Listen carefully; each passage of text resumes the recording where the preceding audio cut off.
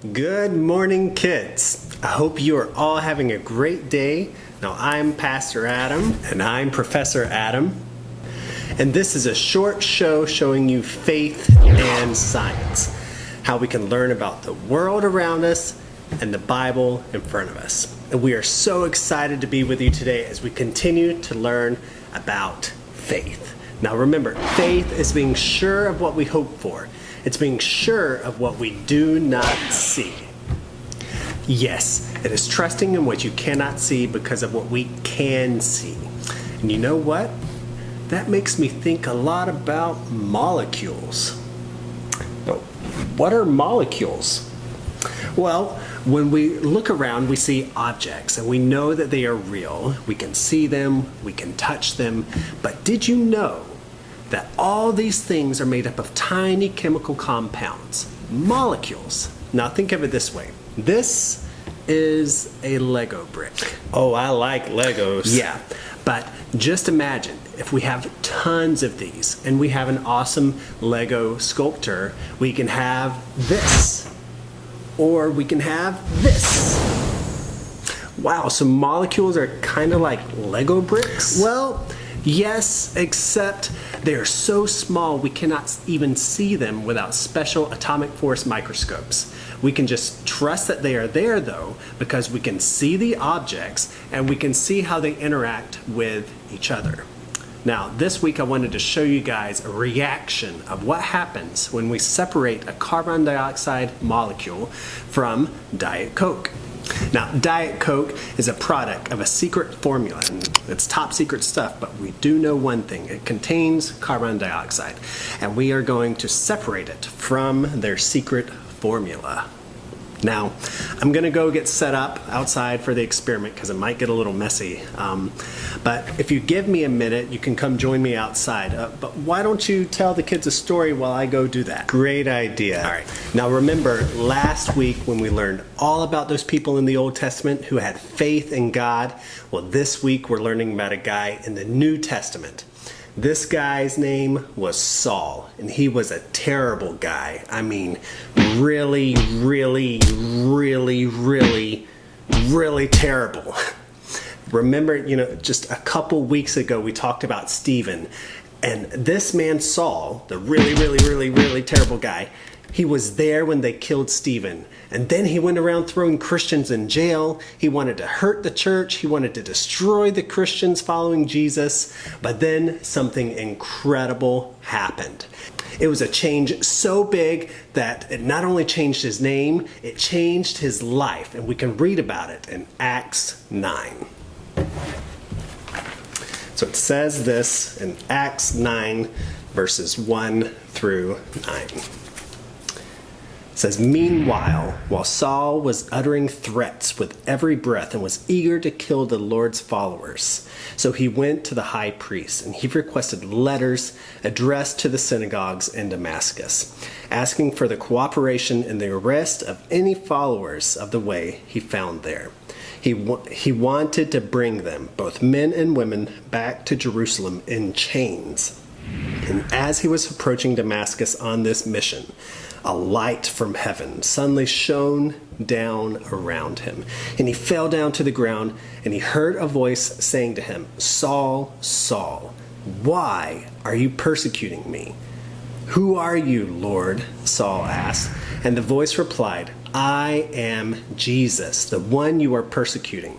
Now get up and go into the city, and you will be told what you must do.' The men with Saul stood speechless, for they heard the sound of someone's voice, but they saw no one. So Saul picked himself up off the ground, but when he opened his eyes, he was blind. So his companions led him by the hand to Damascus. He remained there blind for 3 days and did not eat or drink." Wow. You know what? I heard the story from where I was setting up. That's an awesome story. I mean, can you imagine how terrifying it must have been for Saul to see that light and to have his vision completely taken away from him? I mean, was Jesus getting revenge on him for being really terrible? Or, what was happening there? No, if you don't know the rest of the story, man, are you in for a treat. Because not only does Jesus forgive Saul, he gives him his sight back, and he gives him a new way to see the world. Saul actually becomes Paul. And the man that once went around throwing Christians in jail would later go plant churches all over the place. Jesus changes you. He changes everybody who recognizes him as Lord. Wow. And we need him to change us all. You know what? That's incredible. Man, it's so awesome to see that Jesus changes everything about Saul. I mean, just that one meeting changed everything about him. And that ties in perfectly with today's experiment. You want to go see it? All right, let's go outside. Go. All right, so here we are. We're all set up. We have some Diet Coke here. We have some Mentos at the bottom of this glass bottle. And here we have some tubing. So what we're trying to do is we're trying to get the CO2 to be released from the Coke solution. So when I pour that in, the Mentos should help release that CO2, and the gas should just escape through this tube, and that'll be our example today. So first what I'm going to do, I'm going to put on my safety goggles, because Professor Adam is always safe, and I'm going to get ready. Let's see what happens. Oh no. This is just making a big mess.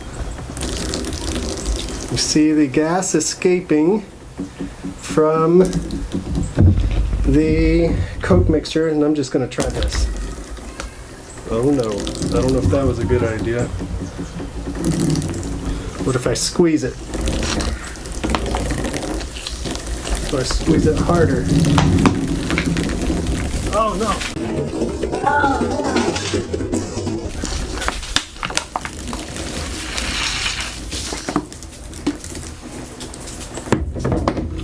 Well, I think it worked. We see our gas and Coke coming out of the tube. The CO2 was successfully released from the Coke mixture, and that's our lesson for today. Let's go back inside. That was incredible.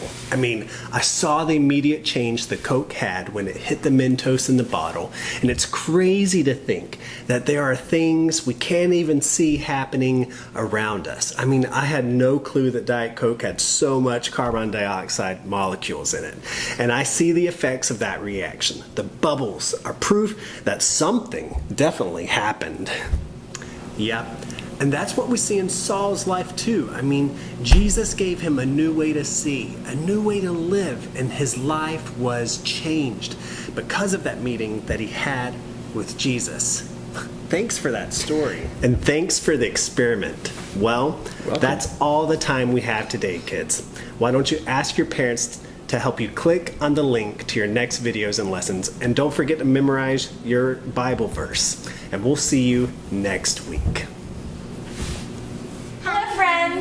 So today we're going to learn a new memory verse, and it's in Hebrews 11, verse 1. Okay? Are you guys ready? Yes. All right, let's do this.